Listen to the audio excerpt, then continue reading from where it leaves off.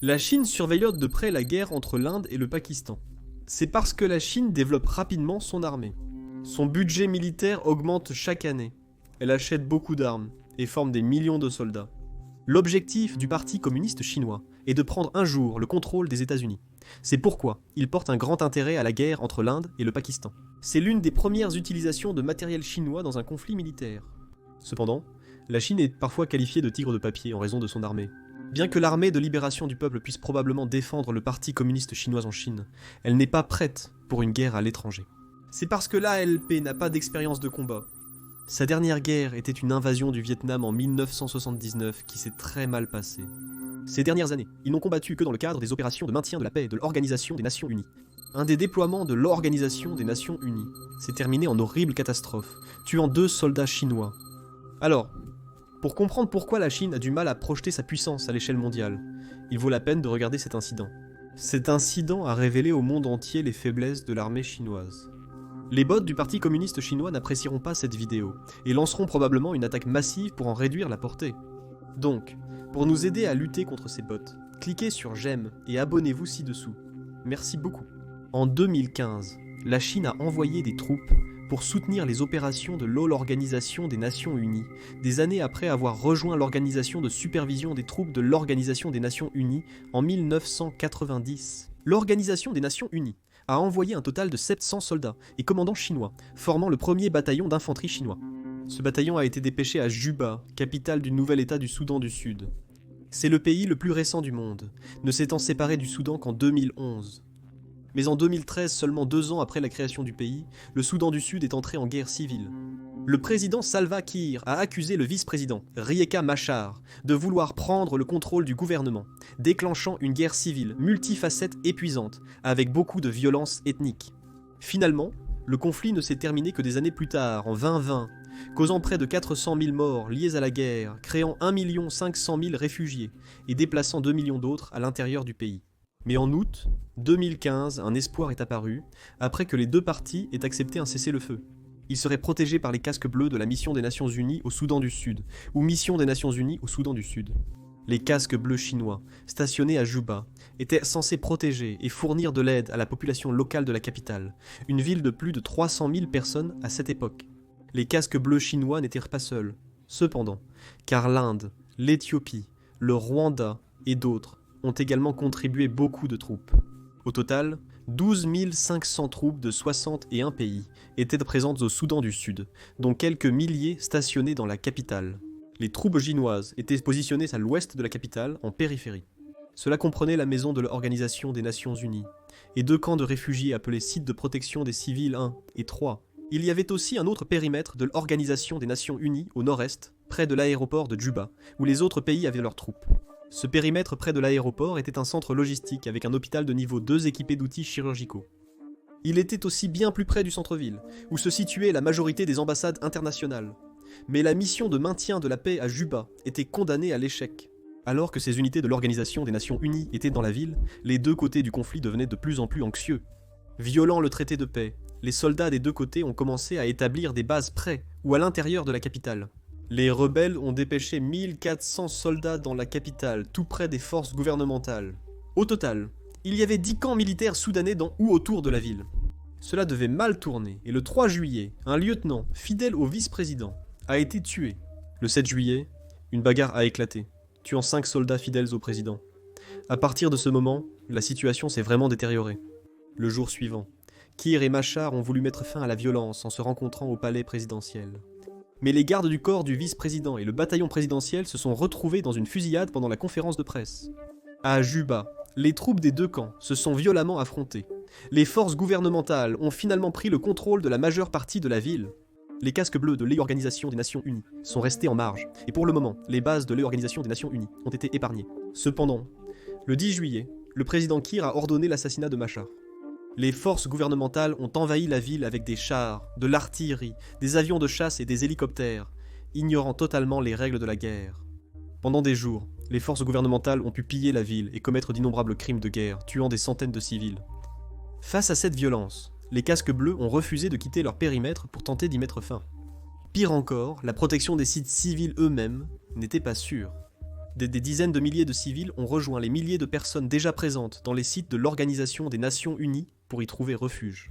Mais les camps de l'Organisation des Nations Unies se sont retrouvés pris dans le feu croisé des mitrailleuses et des frappes d'artillerie, sans disposer de défenses sophistiquées. Ils avaient du fil barbelé, des portes métalliques et plusieurs miradors en bois, et c'est tout.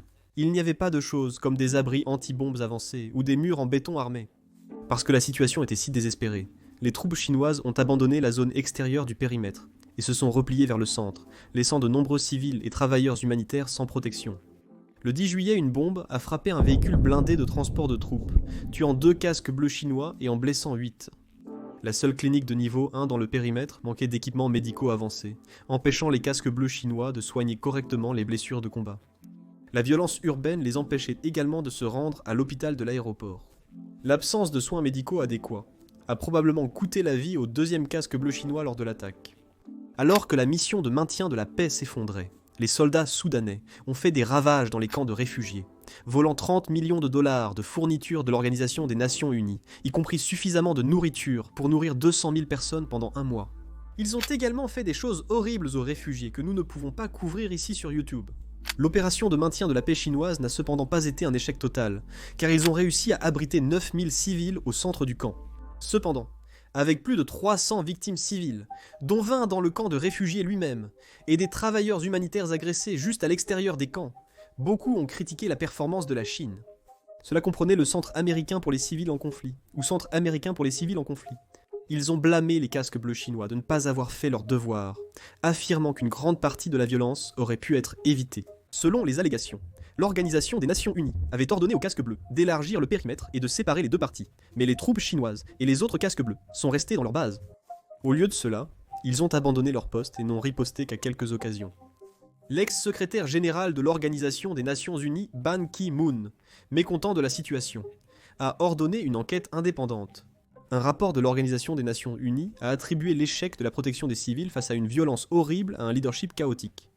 Il a également confirmé que plusieurs demandes ont été faites pour mettre en place une force de réaction rapide pour répondre, mais chaque contingent de mission de l'Organisation des Nations Unies a refusé la demande.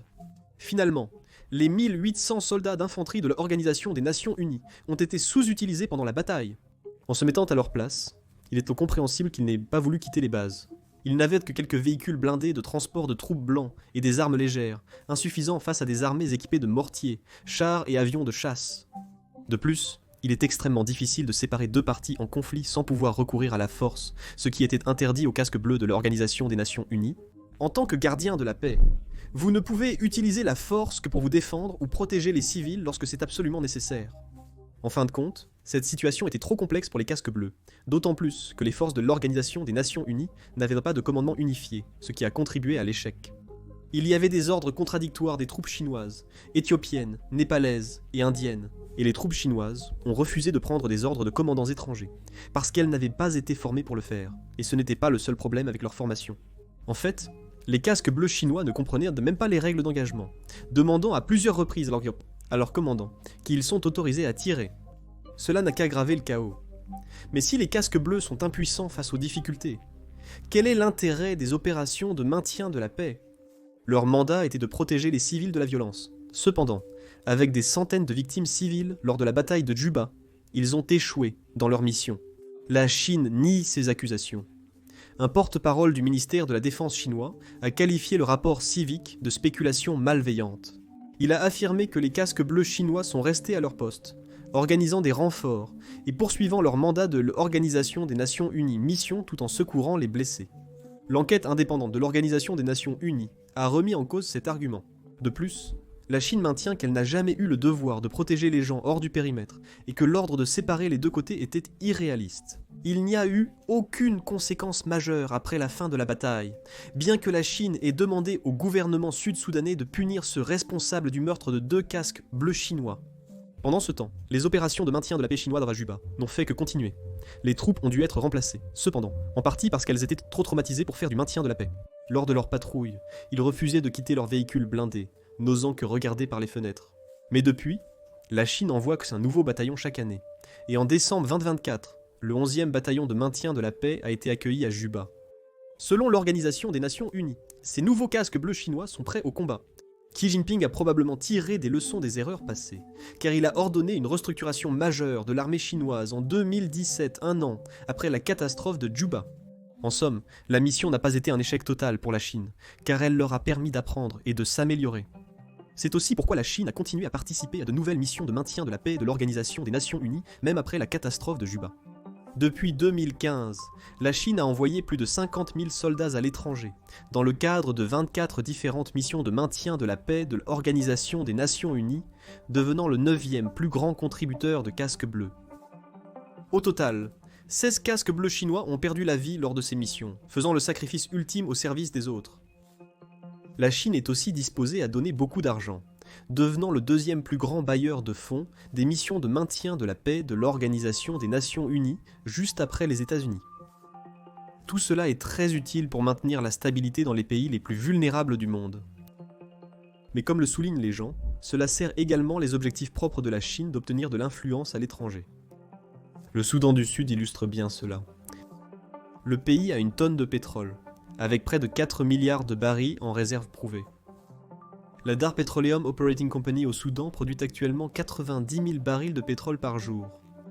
La Chine détient 41% des parts de cette entreprise pour sécuriser l'approvisionnement en pétrole du marché chinois. En partie, les casques bleus chinois ont été envoyés au Soudan du Sud pour protéger ses intérêts pétroliers.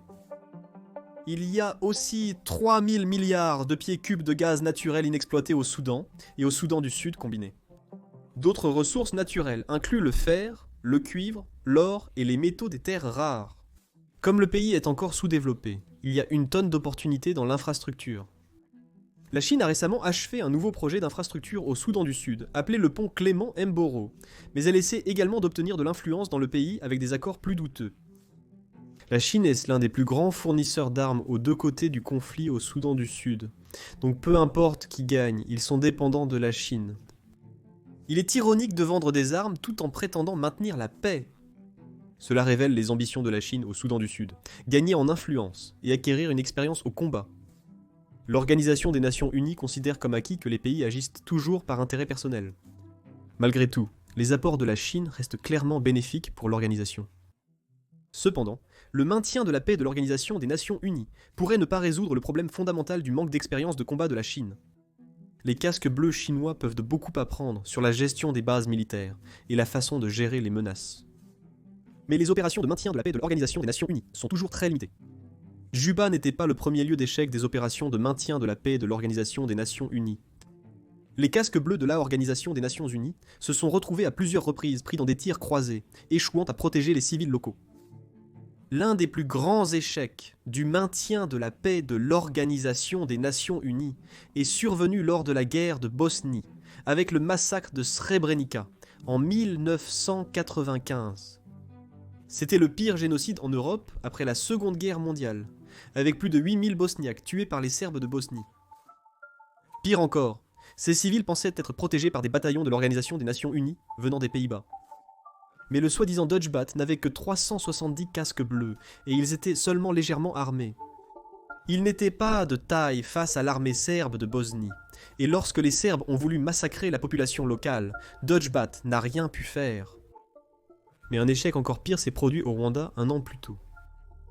Pendant le massacre rwandais de 1994, 800 000 personnes ont été tuées en l'espace de 100 jours, et les casques bleus de l'Organisation des Nations Unies au Rwanda n'ont pas réussi à intervenir.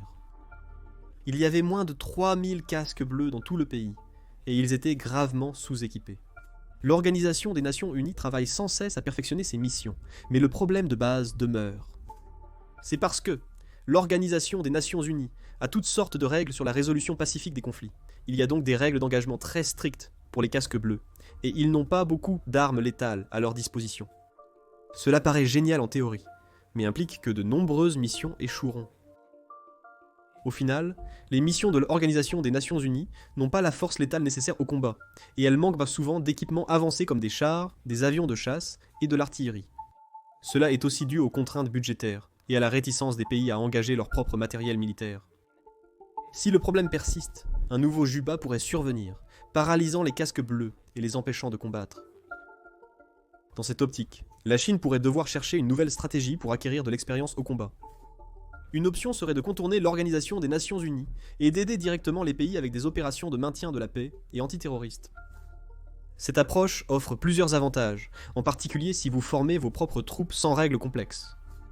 Mais l'inconvénient est que cela rend les autres pays méfiants. Les États-Unis ont la réputation d'intervenir dans les guerres étrangères, mais ils ne veulent pas que la Chine fasse de même. De plus, les pays hôtes pourraient avoir leurs réserves quant à l'invitation de troupes chinoises à rejoindre leur conflit. Ils préféreraient des casques bleus de l'Organisation des Nations Unies, et inviter des gardiens de la paix américains ou européens a aussi ses avantages. Mais la Chine souhaite désespérément que l'armée de libération du peuple établisse des bases à travers le monde, et Djibouti est le premier pays où la Chine a réussi. En 2017, la Chine a inauguré à Djibouti sa première base militaire à l'étranger, gérée par la marine chinoise. Soi-disant, c'est pour l'anti-piraterie, les évacuations, le maintien de la paix et l'anti-terrorisme. Mais elle sert aussi à projeter la puissance mondiale, car Djibouti est stratégiquement situé près du détroit de Bab el-Mandeb, passage maritime crucial pour le commerce international. L'emplacement est gênant, car à quelques kilomètres de là se trouve également une base américaine, à Camp-Lemonnier. Comme on peut le comprendre, Washington n'a pas apprécié lorsque Djibouti a invité les Chinois en 2017, et depuis, les États-Unis et la Chine espionnent constamment les bases de l'autre. La Chine utilise également la base pour surveiller ce que les États-Unis font dans la mer Rouge avec les Houthis, afin d'essayer d'étudier les stratégies militaires américaines. Avec l'expansion désespérée de la présence militaire mondiale de la Chine, de telles situations pourraient se multiplier à l'avenir. Une autre façon pour la Chine d'acquérir de l'expérience au combat est de réaliser des exercices d'entraînement à grande échelle. En 2009, l'Armée populaire de libération a lancé son tout premier exercice militaire massif, impliquant 50 000 troupes, pour tester son infrastructure et sa logistique. Ils s'exercent aussi souvent avec la Russie et l'Asie centrale au sein de l'Organisation de coopération de Shanghai. La Russie a évidemment plus d'expérience de combat que la Chine, portant l'héritage soviétique. Depuis 1991, ils ont combattu en Tchétchénie, en Géorgie, en Syrie et en Ukraine depuis 2014. De plus, de nombreux mercenaires russes combattent dans des pays africains tels que le Mali et la République centrafricaine. L'Armée populaire de libération a donc beaucoup à apprendre de son homologue russe. En 2018, la Russie a organisé son plus grand jeu de guerre depuis la guerre froide en Sibérie, et la Chine y a été conviée. L'Armée populaire de libération a envoyé 3500 soldats avec des chars et des avions. C'était un succès car la Chine a ensuite rejoint de nouveaux exercices militaires russes en 2019 et 2021. Depuis 2019, la Chine organise également des exercices navals annuels avec la Russie et l'Iran pour simuler des batailles navales et tester leur système sous pression. Cependant, les exercices militaires chinois les plus notoires concernent Taïwan. Ils se sont intensifiés ces dernières années, la Chine simulant des blocus navals, des frappes aériennes et des assauts maritimes. La Chine cherche clairement à perfectionner ses capacités militaires dans le but ultime de prendre le contrôle de Taïwan. Cependant, il n'est pas clair si l'Armée populaire de libération y parviendra avec ses seuls exercices militaires. Car comme l'a montré le premier désastre de combat de la Chine au Soudan du Sud, l'Armée populaire de libération n'est pas encore prête à faire face aux réalités imprévisibles et chaotiques de la guerre. Si cela se produit lors d'une opération mineure au Soudan du Sud, cela ne semble pas si problématique. Mais si la Chine fait les mêmes erreurs dans un véritable scénario de guerre, les conséquences sont inimaginables. Merci d'avoir regardé.